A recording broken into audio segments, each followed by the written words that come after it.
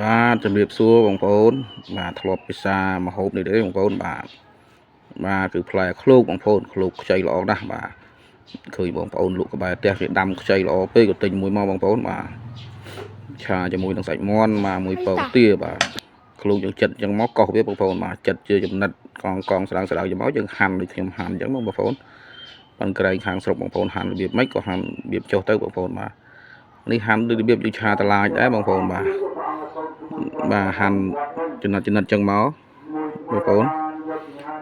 ឃ្លោកនេះខ្ចីល្អណាស់បងប្អូន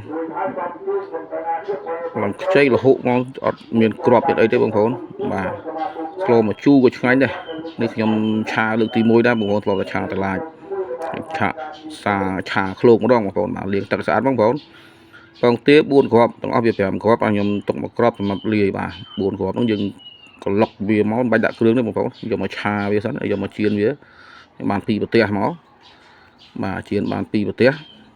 នេះសាច់មាន់របស់យើងđãកាប់ហើយបាទចៀន2ប្រទេសមកយើងយកទៅកាត់បាទចៀនបានហើយយើងកាត់កងចឹងមកបងប្អូនកាត់ទុំម្ដុំសិនបាទពងទាទុកដាក់ក្រោយចាំយើងđãឆ្អិនហើយមកឆ្អិនបន្លែឆ្អិនសាច់ហើយយើងដាក់កូរកុំឲ្យបែកបងប្អូនខំយើងកូរទៅបែកបាទនេះបាទមានស្លឹកខ្ទឹមមានខ្ទឹមសតែប៉ុណ្ណេះអត់ប្រើម្ទេសទេបងប្អូនយើងប្រើជាម្រេចវិញបងប្អូនបាទដាក់ឆាមកបងប្អូនមកដាក់ខ្ទឹមឆាឈ្ងុយហើយយើងចាក់សាច់យើងចូលមកបងប្អូនបាទសាច់អេងឈ្ងុយហើយយើងចូល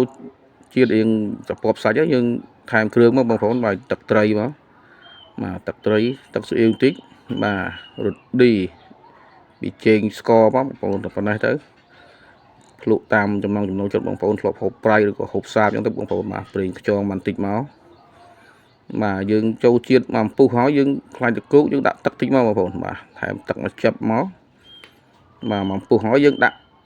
សាច់ឃ្លោកយើងចូលបងប្អូនឃ្លោកយើងហាន់មិញហ្នឹងបាទលោកឡាយចូលជាតិទៅសិនបងប្អូនចាំយើងដាក់ម្រេចបាទហើយគោះពងទាមកក្របយើងសល់មិញបងប្អូនបាទកូរយកលោកវាមកឲ្យទឹកវាខាប់តិចបងប្អូនមើលទៅតំណងបាទឲ្យម្រេចដាក់មកបងប្អូនអត់ប្រើម្ទេសទេក្បួនវាត្រូវតែម្រេចហ្នឹងបានតំណងបានទៅដើរមួយគ្នាបងប្អូនបាទភ្លក់ល្មមហើយចាំយើងចាក់ពងទាយើងតាមក្រោយបងប្អូនហ្នឹងភ្លក់យើងភ្លក់ទៅមាត់ហើយពងទាមករួចជាការស្រេចហើយបងប្អូនប៉ុណ្ណេះតំណងបាទបងប្អូនអាចហូបបានក្មេងក៏ហូបបានចាស់ក៏ហូបបានដែរវាឃ្លោកសាច់ទុនផងបងប្អូនបាទរួចស្លឹកខ្ទឹមមកបាទរួចស្លឹកខ្ទឹមមករួចជាការស្រេចហើយបងប្អូនប៉ុណ្ណេះឆ្អិនបាទថាភ្លក់តែល្មមមករួចទៅបាទដួសដាក់ចានមកភ្លក់មួយចានសាក់ល្មើបងប្អូនបាទ